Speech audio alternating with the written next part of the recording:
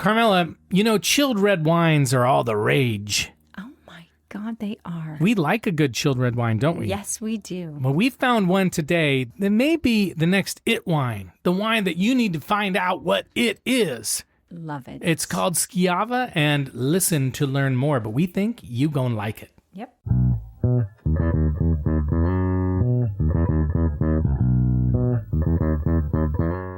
Hello, fellow wine fans, and welcome to the Wine Pair Podcast. I'm Joe, your sommelier of reasonably priced wine, and this is my wife and my wine pairing partner in crime, Carmela. Hi there. And we are the Wine Pair. Hooray! With Mabel. If you're new to our podcast, here's what we do. Every week, we buy wines under $25 with our own money. We taste them and give you our brutally honest opinion on whether they're worth buying or not. Nobody pays us to review specific wines. We don't accept free bottles from wineries, and we're not afraid. And we're not, although Carmela would like me to, and we're not afraid to call out a bad wine when we taste one. And Decanter Magazine calls us fun, irreverent, chatty, and entertaining. So if that sounds like your vibe, welcome to our tribe of wine lovers. And yes, we are. Mabel is our Yorkie puppy, and she is with us again. Right. She's gonna be rating and reviewing too. Yeah, she gets her own little puppy version of the wine. Right. Okay, Carmela, we are heading back to Italy. As we track the waning weeks of summer. Are you a little sad because summer is almost over? Well, I'm a season girl. Like, I like all the seasons. You do. But I used to really not like when summer came to an end because I was one of those really like sappy moms that was sad to see my kids go back to school. Yeah. But when you were a kid, you liked going back to school, I'm sure. Yeah, I did. I liked going back to school as a kid. But I didn't like, but I never told my kids that. But anyway, I was just one of them. I love it. But I probably had to have a glass of wine or two that night, first day of school. Probably. And if you hear banging, it's Mabel. Right. And so we are on another Italian wine adventure, and this week we are doing an it wine. Do you know what I mean by an it wine, Carmela? It's the thing, one to look out for. Oh my gosh, you're so good. Yeah, well, according to the interwebs, it's totally right. An it wine is a trendy, highly sought after bottle or grape variety that everyone in the food and wine, that's right. And they're currently talking about it, and they're ordering it, and they're posting it on social media, and it's like a sudden peak in popularity. So that's what we mean by an it wine. And the it wine we have today is called Schiava. So if you have not heard of it, maybe that just means you're not in tune with the zeitgeist. Oh, wow. I'm also doing this wine in honor of our daughter, Carmela. Because she's going on a trip to where this wine is from, the Dolomites. No way. Or the Dolomiti, as they say. No way I knew she's going You there, knew but that. I just didn't know you chose that wine. That's right. I should also note that this wine goes by several names. We'll bring this up again, but it's also known as Trollinger and Vernatsch. Oh. So don't get confused by that. Put it in your brain box. That doesn't sound very Italian. We'll talk about that a little bit too, but put it in your brain box and we'll come back to it later. And I love that Mabel's redecorating our house right now, everybody. We're just really worried that she's going to pee. Sorry. Okay, and by the way, she did have a UTI. That's too much information. Okay, in this case, Schiava is an it wine because it is a chillable light red wine, and those are all the rage. It's falling into the same realm as other wines we've covered, including Gamay, a.k.a. Beaujolais, Frappato, which we covered not so long ago in a previous Italian wine adventure, some of the Sangiovese, Grignolino, Zweigelt, and Pinot Noir. We even talked about this concept of a chilled red wine in our last episode as being kind of part of this new wine trend called Bluge. Oh, that's right. Yeah, but Bluge is a little different, but it's similar in that it's kind of a reddish wine, what's red and white wine combined, but they serve it chilled. Oh. Now, as we've mentioned many times, we like a chilled red wine, don't we, Carmela? We do. And we do follow the 20-20 rule, right? Which is put your reds in the fridge 20 minutes before you serve them, take your whites out of the fridge 20 minutes before you serve them. But this is a different thing. Okay. In this case, you actually want to chill the red wine similar to how you would chill a white wine. Oh, okay, so we want it cold. We want crispy cold. We want it crispy cold. Okay. Now, this chilled wine trend is a bit of a younger wine drinker thing, but we consider ourselves kind of younger wine young drinkers. at heart, for sure. Right. So there have been a few things going on in the world of wine for a few years now that we should be paying attention to that are helping to push this chilled red wine phase. The overall wine market, Carmela, sadly, is shrinking. But lighter reds are one of the few pockets of growth. Oh. So lighter reds by and by are the ones that can be chilled most successfully. You probably figured that out by now. Gamay is one of the clearest examples of this lighter red wine growth. Sales are climbing despite wine sales overall going down, and it is younger drinkers that are driving the trend. And they're starting to reject those bigger red wines like Cabernet and Merlot for something lighter. The American wine palate in general is kind of moving away from the typical big cabs and buttery shards. So like white wines and rosés are growing in popularity. Inexpensive but high quality sparkling wines are popular.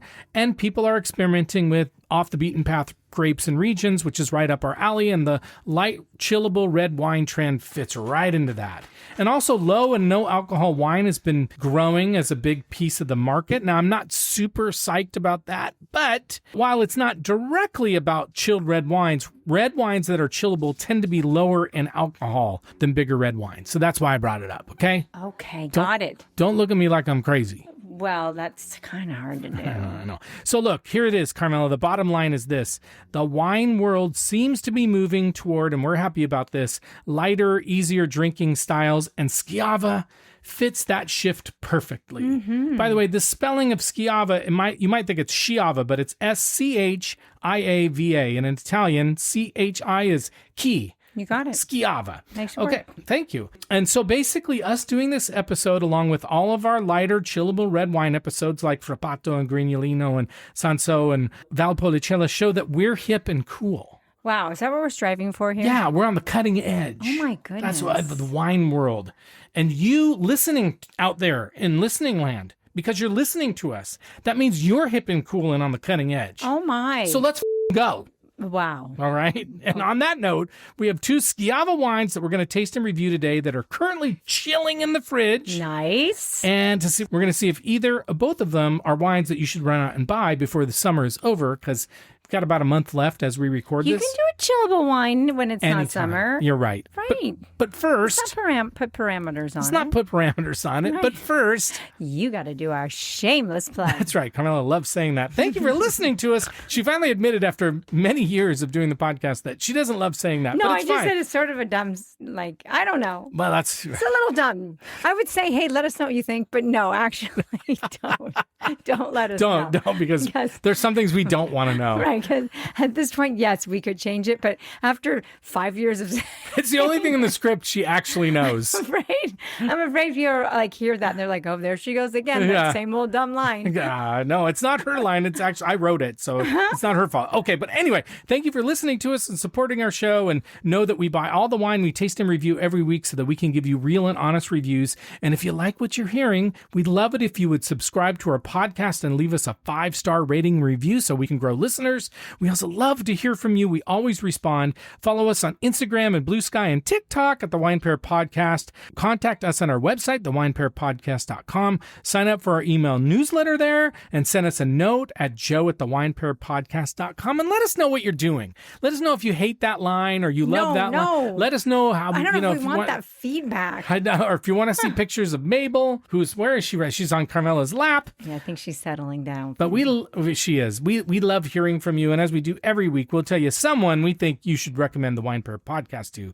Because frankly, the best way for us to grow listeners is when you tell your family and friends about us. And this week, we want you to recommend us to anyone who wants to be counted among the cool people. Because after listening to this episode, they can wow their hipster friends, coworkers, or cool family members with this chillable red wine with a strange name the next time they meet them. And people will go, oh my God, you're so cool. You guys, you don't need to be that way. You're cool just the way you are. Wow, that's so Carmela. And let's just recognize that I'm holding a pig ear right now. She is holding a pig ear in her right hand. Not even a fake one. No, a real dried out pig. This is gross. Yeah, maybe those of you with dogs, maybe you know. Maybe you know. Anyway, if you know, you know anyway. And if you don't know, don't bother. Right. Okay, Carmela, let's find out just what the Schiava is, shall we? Let's. Okay, as we mentioned before, Schiava is just one of a few names for this wine. And again, one of the other names is Vernatsch, meaning local in German. And it's related to the Italian word vernaccia and, by extension, the English word vernacular. So that's kind of interesting. And the other name, Trollinger or Trollinger, is a rough dialect name for a Tirolinger or somebody from Tyrol, the Tyrol area where this wine originates from. And to make things more complicated, Schiava is not just a single grape variety, but rather a group of genetically distinct clones, including Schiava Gentile, Schiava Grossa, Schiava Grigia, and Chillable. Oh. Don't ask me where that one came from. Chillable. Huh? Okay. Carmela, let's talk a little bit about history. Okay, let's do it. Okay, it turns out they've been making wine in the Alto Adige region, which is where this is from, also known as South Tyrol, since at least 500 BC. Oh, wow. That's a long time. Really? I mean, I don't remember back then. I don't either. The first written records of the Schiava grape in northern Italy come from the 13th century, but it's believed to be a grape with a history that goes back to at least the Roman times. And the name Schiava, this is an awesome, it translates to slave. Oh. And the meaning of it is likely tied to how the vines were trained. So in Roman times, the vines were bound to support structures like pergola rather than being allowed to grow wild. So it's the fact that they had to follow the wood or trestles or whatever they were attached to. Got it. We'll come back to that later as well. Okay. Now, this is interesting. Up until the 1970s, this was a very dominant wine in the Alto Adige region and made up about 70% of all grapevines grown there. 70%. However, during the mid-20th century, and this is a story that is very common, it became a mass-produced workhorse grape. It was used to churn out cheap grocery store wine for the German market. And remember, we've talked about this before, but this is a region that has gone back and forth between the Germanic people and Italian people for centuries. Anyway, that overproduction led to the grape getting a very bad reputation, even so far as being called a garbage grape. Oh, wow. That's not good. That's not a nice thing. No. And as tastes changed, growers began uprooting Schiava in favor of grapes like Pinot Grigio, Chardonnay, and Sauvignon Blanc. And so today, Schiava's footprint in Alto Adige has shrunk to only about 10%. Wow. So from 70 to 10%. Big. Ironically, the fact that they started removing some of the lower quality vines probably saved the grape overall because the growers were left with really good hillside sites with older vines that naturally yielded lower, more concentrated, better grapes. So today, winemakers are reviving the wine in a big way, bringing back the pergola training system, maturing the wine in neutral oak casks. Remember, neutral means that the oak has been used, and so it doesn't really impart an oak flavor, but it allows a little oxygen in. And they're creating light-bodied wines that are fresh, sometimes called elegant, and sometimes described as weightless. Oh, wow. So that's kind of nice, huh? Interesting. You don't hear that very often. You don't. As you would expect, this is a wine that's meant to be drunk young within the first 5 years, although there are versions that will age up to 15 years. The grapes are thin-skinned, low-tannin, medium acidity wines. They also tend to be lower alcohol wines, typically in the 12% range. So perfect for chilling. And a lot of these attributes are because the grapes are grown in high-altitude, cool alpine regions. And that means they're slower ripening grapes because the vines experience a slower growing season, and that naturally limits the amount of sugar in the grapes, which then obviously creates less alcohol. Because sugar is what becomes alcohol. Right. So when you have cooler wine regions, you tend to get lower alcohol wines because in hot areas, that's where the grapes get a lot of sugar. Right. As we mentioned, this wine is becoming an it wine. But Carmela, in Württemberg, Germany, I think that's how you say it, Württemberg. Wow, that's pretty good, Joe. Don't ask me to spell it. Where it's known as Trollinger or Trollinger. If you guys know, let me know. I don't know. It is and has been a super popular wine. It's the most widely planted red wine grape in that region, and all the Trollinger they make there rarely makes it out. Because they're like, we like it, we want to keep it. Right. And in Alto Adige in Italy, although they did pull up a lot of the vines, it's still the most planted red wine grape in the region. So that's kind of interesting. Yeah. And outside those regions, it's becoming a favorite of sommeliers. It's becoming known as the white wine drinker's red wine. Oh, so that's really? cool. That is very interesting. Yeah, and I'm going to like this then. I think you will. It's also known sometimes as the kind of Italian version of Pinot Noir or Gamay. And sommeliers like it because they can serve it with appetizers. They can serve it as a lighter red wine before the big red wines come out. It doesn't have to be just for dinner. Yeah, and in fact, it's said to be very versatile with food and even work with richer fish. Oh, wow. So I think you're really going to like this wine. Mm-hmm. But I think that's enough information, Carmela. I think it's time to find out more about the specific wines we're drinking today. What do you say? I'm ready. Okay. Mabel, what do you say? Nothing. She's like, get on with it, Dad. Right. Dad, I'm Dad to her. Right. As usual, the wines we have chosen for this episode are under $25, and they should be relatively easy to find because I bought them at wine.com. Now, I wouldn't expect Schiava to be super easy to find at your average grocery store or your mass market wine shop. To find it, you should go to a specialty wine shop, a natural wine shop. So I think you'll find this in natural wine shops. Yeah. And of course, go to your local wine store because if they don't have it on hand, they will find it for you. I guarantee it. Right. It'll be a good project for them. Exactly. The first wine we're going to drink today is the 2024, and I'm going to have a little bit of trouble with these names. Alois, it's Alois, Lageder Schiava. And this one, as does the other one we're drinking tonight, come from the Alto Adige region of Italy. So remember, the names of these wines and the winemakers often are not going to sound Italian. They're going to sound more German, and this is a perfect example.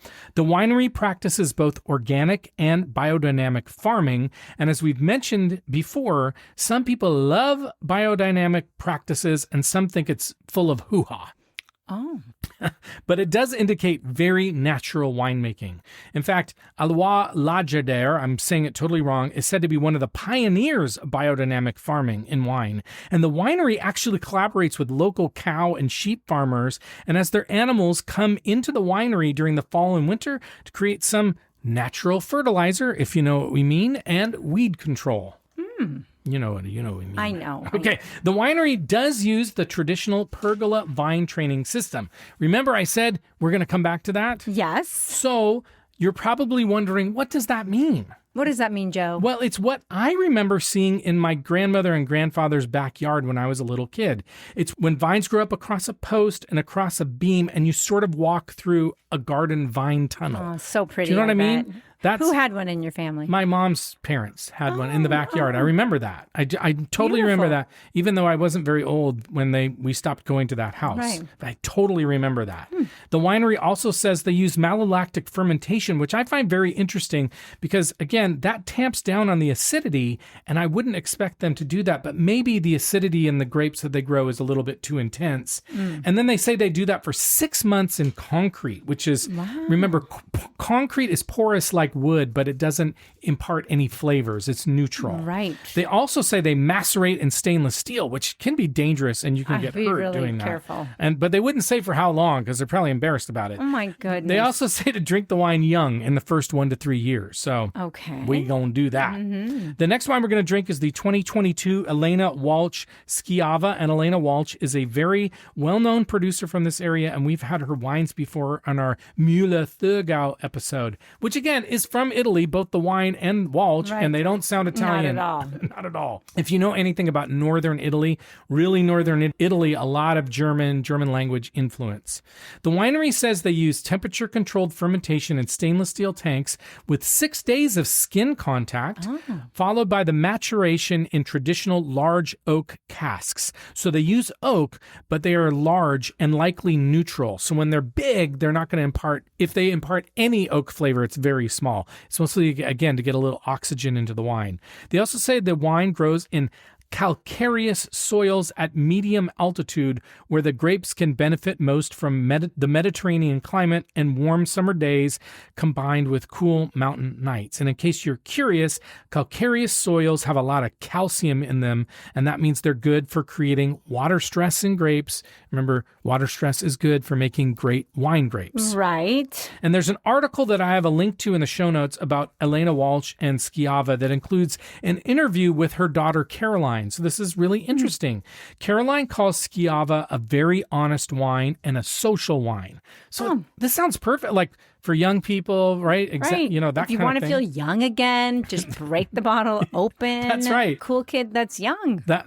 Feel young. Even if you're not young. Right. And then Caroline says her family drinks the wine often, that it brings people together, and it's something you don't have to think too much about while still being a good quality red wine.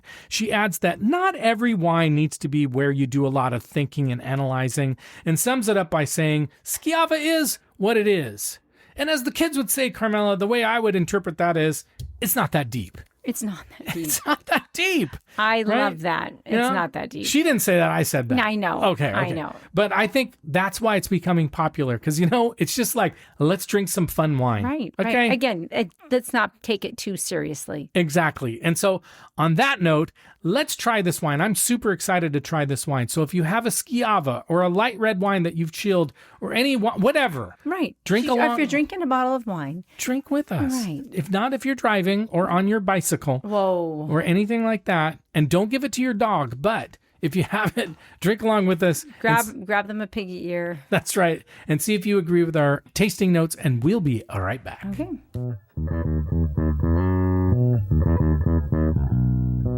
Okay, we're back and we're ready to try our first wine. This is the 2024 Alois Lageder Schiava. It's from Alto Adige in Italy. Again, it's the 2024 vintage. $21.97 at wine.com. Only 11% alcohol, so really low alcohol. 100% Schiava. I couldn't find a professional rating, but Vivino has a 4.0, which is actually pretty high.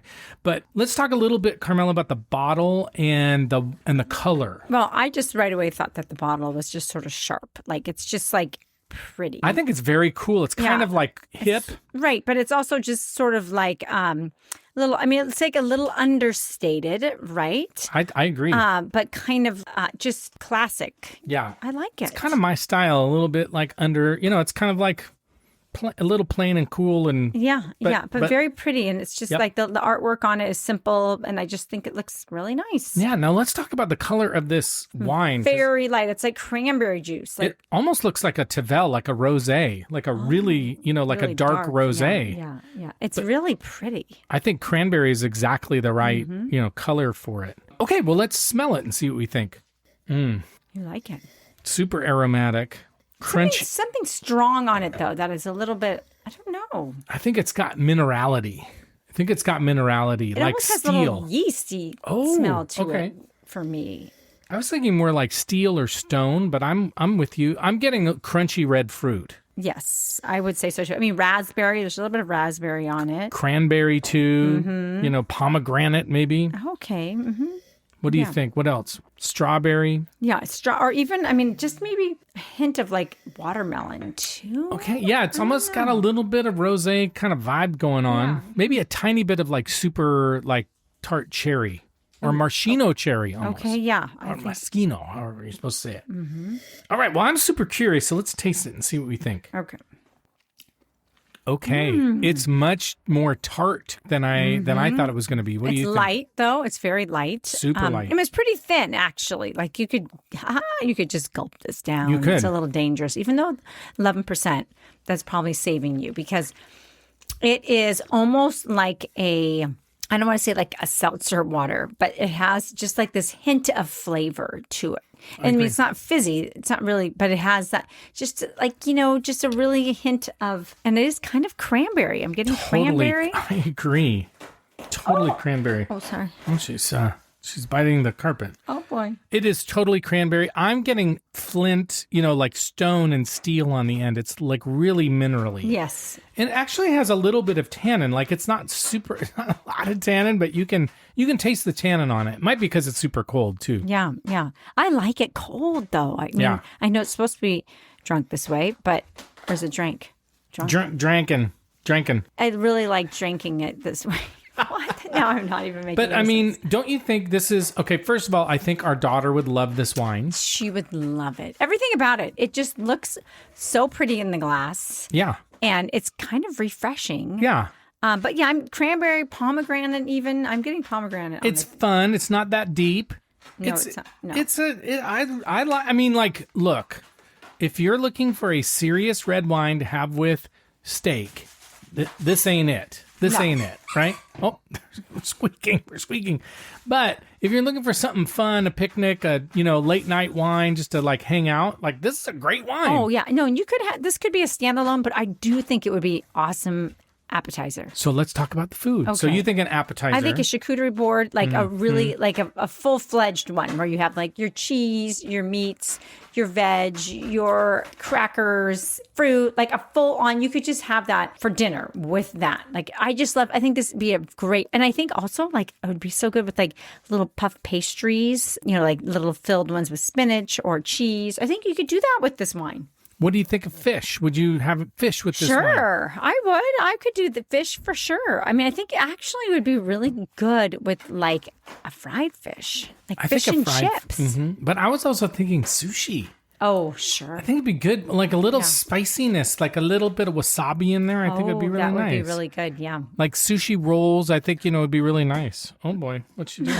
She's redecorating the house. Okay. All right, well, let's rate this wine. As a reminder on our rating scale, we rate it on a scale of 1 to 10. We don't give half points. 7 and above means, I hope you guys can hear that. 7 and above means we'd buy it. 4 below means we'd pour it down the sink. And 5 or 6, she is literally ripping up the carpet. And you guys, she's 3.5 pounds. Almost 4 pounds. Almost 4 pounds, actually. And she is basically moving the carpet around right now as we speak. I mean, it's a rug. It's a rug. It is. Yeah, so she's not pulling up the carpet. But And then a 5 or a 6 means we're gonna drink it. We like it. We're gonna drink it, but we're not gonna buy it. So Carmela, what rating are you gonna give this wine? I'm going to give it an 8. Ooh, you really like it. I really do. You really like it. It's different. Like, Yeah. it's different and I it's like fun. that. And I'm just rating it on how I'm feeling about it right now. I love it. I'm going to give it a 7. I really like it. So I'd buy it for sure. I think it's super light. Like, to me, anyway, it doesn't matter. You love it. And I love that. And it is a white wine drinker's red wine, don't you think? For sure. It's just not You aggressive. could have this by the pool. The pool that we have. That's true.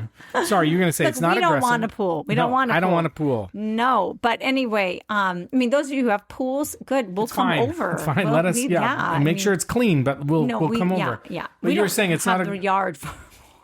Hey, he's saying it's not aggressive. The problem is that we have terrible drainage. Okay. I'm trying to move the podcast forward. Okay. Anyway, so what were you asking? You were saying it's not aggressive when I cut you off. Okay. So it's not aggressive. It's just sort of like, I have a feeling that you should keep this away from your children. Oh my God, they wouldn't even know it had alcohol in it. It's really that good. It's good. Yeah. So anyway, all right, we are going to take a break and we're going to try our next wine. we're going to try and settle our dog down. Yes. Okay, we are back and we're ready to try our next wine. This is the Elena Walch Schiava. It's also from Alto Adige in Italy. This is the 2022 vintage. It was $23.97 at wine.com. It's 13% alcohol, so much higher in alcohol. 100% Schiava, no professional ratings or Vivino that I could find. But the one thing I'll say, I don't like the bottle quite as much. No, it's just sort of plain. I don't know what it's supposed to be. It's very plain. But are they supposed to be mountains or hills? I think they are. Okay, Yep. I definitely think that's what it is. It's a little bit being too serious. Maybe it is. Maybe it's like, hey, lighten up a little bit. And this wine, while it's not a dark red wine, it is darker. Like, it is the color is but darker. Again, I have less in my glass, and it's pretty light. It's light, but I would. Pretty though. It's almost more cherry. To me, this is more like a cherry red. Yeah, I would agree. It's almost. Mine is almost pinky. Mm-hmm. Pinky, it is. But like the last one looked like it could have been. If you had guessed, oh, that looks like a rosé. This one does not. This looks like a light red wine. Yeah. Okay, let's smell it and see what we think. Okay, so this is a little fruitier to me, actually. Agree. I'm not getting that little bit of brioche or yeast I was getting on that last bottle. Mm-hmm.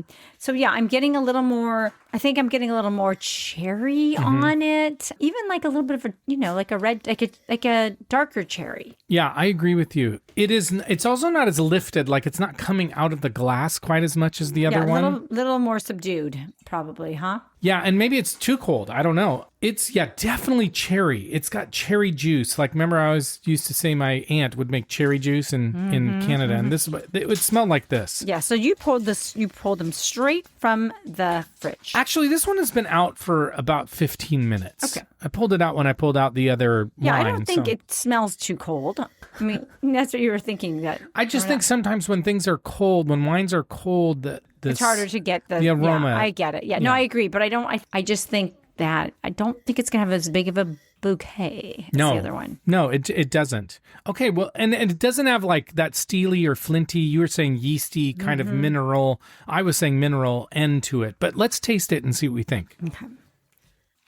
Ooh, tangy again. Yeah, but it's good. That's a good wine. It's a bigger mouthfeel. Yeah, it's a little bit more.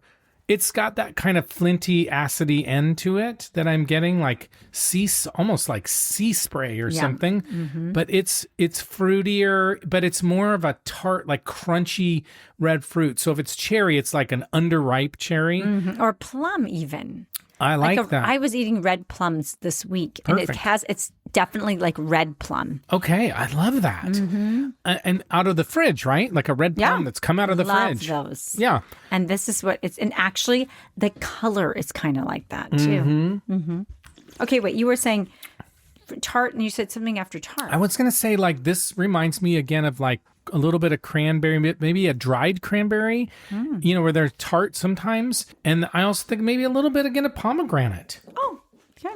I don't know if you agree with no, that. I do. I think all of those. You kind of chew on those pomegranate seeds. Just kind of reminds They me pop of, in your mouth, Yeah, it and kinda they have reminds the me of that. same look too. The color, looks Yeah. like these plums and pomegranates and those lighter fruits. Yeah, so I agree. It's really good. It's very good. What food would you have with this? A lot of the same. But I think you could do chicken. For some reason I'm thinking of like you could do like a stuffed chicken dish. You could do red meat with this, but again, I think you might want to err on doing a lighter meal with this. I think, What do since you you're think? asking me, I think it's a great Thanksgiving wine. Oh, It's yeah. pretty. It would look really nice on the table. It almost looks like the canned cranberry, sauce. And I think the acidity in it would go great with like gravy and those kinds of foods. Yeah, true. But also like turkey, like a lighter, you were talking about like chicken. I think it's similar in that vein. I don't think either of these are wines that I would have with anything serious red meat, and maybe like a sweet, smoky, spicy barbecue. That'd probably be the only place that I would maybe do like a red meat. Yeah, that would be really nice with this. But I'm also I'm thinking of pasta dishes, and this might sound a little weird, but I think you could do like a creamy sauce with this. I do too. Because I think the acid would cut through the fat. Right, you could do a real garlicky like Alfredo with this. I agree with you. Kind of yummy. Yeah, I agree with you. I think Chilled you're like right. this too would be really good. Really nice. Okay, let's rate this wine. What rating would you give this wine? You know what? I'm going to give it an 8. You like it. I like this style. I like that you like this style. I love finding wines that red wines that you like.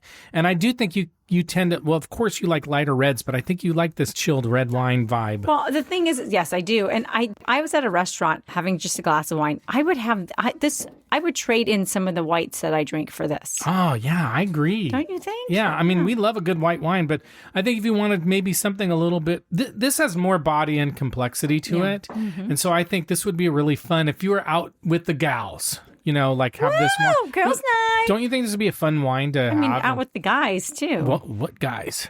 Well, like you guys. What? Like you Are and you out with a and guy you. sometimes? Sometimes we have guy night. Okay. I didn't say what. I don't. We don't have guy night. Okay, get your minds I out know of the gutter. we're trying to be cool here, but we actually don't have guy nights. Usually it's just Joe and Carmela. And Mabel. Now Mabel. That's not true. We have dinner parties and things like that. We do so Is often. that what they call them now? Dinner parties? They I call don't- them that anymore? I'm not cool enough to know. I don't even know what they call. Well, our daughter was having a party tonight, and it was just like called a back to school night party. But they're not going back to But school. nobody's going back to school. No. So figure me that. Riddle me that. Can I say what my rating is? Oh no! Yes. I'm having a really hard time with this. I'm going to go with the 7, but I could go with an 8. I like it a lot. No, go with your gut. I think I reserve the right to change my mind, but I like it. All of a Like sudden in the 7, middle of the I'd night, buy it. If he I'd buy wakes it. up in the middle of the night and is like, I changed my mind, we will report on that.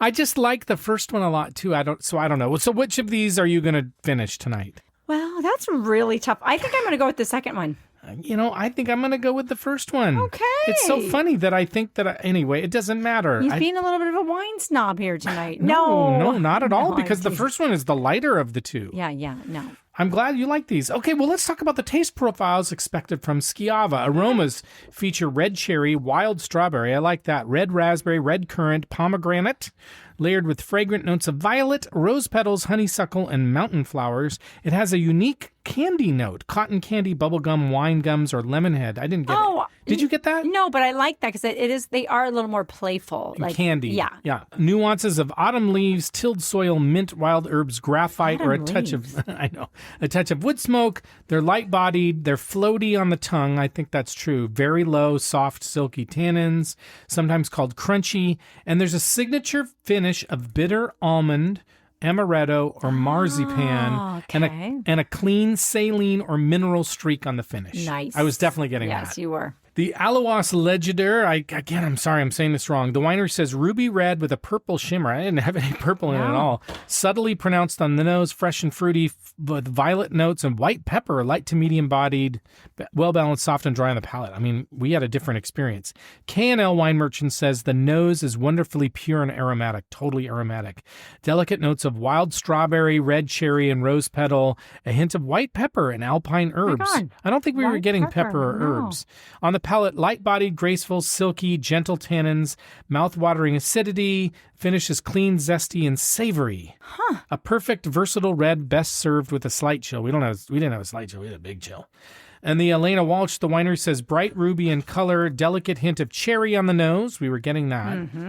On the palate, elegant, naturally mild acidity, pleasant bitter almond flavor on the finish. And a website called Wine on Sale on the nose, it presents an aromatic bouquet of red berries, floral notes, and a hint of almond. They're getting a lot of these almond. Yeah. I don't think we were getting that, but we were getting that kind of bitterness.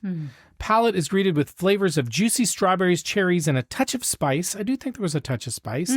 Balanced by bright acidity, soft tannins.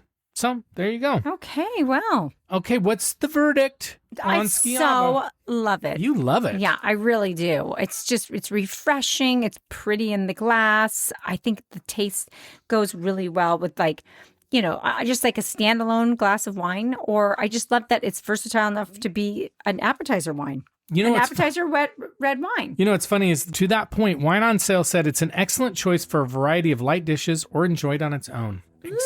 Exactly what you said. I could have been the one that wrote that. You may have. That might have been me. You could have. And now it's time to head over to our news desk so that we can cover our Wine in the News this week segment. Wine in the News this week.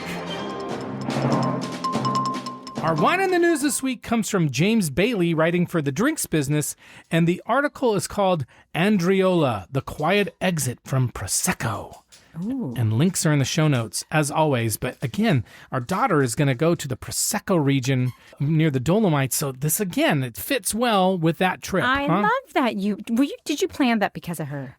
Maybe. Okay. But probably not. Oh. Okay, Carmela, a man named Stefano Pola runs one of the most respected sparkling wine companies in Valdobbiadene, Italy, which is actually Prosecco home turf. And for over a decade, he's been quietly taking the word Prosecco off of his labels. My goodness. So he started doing it in 2007, and today you will not find the word Prosecco.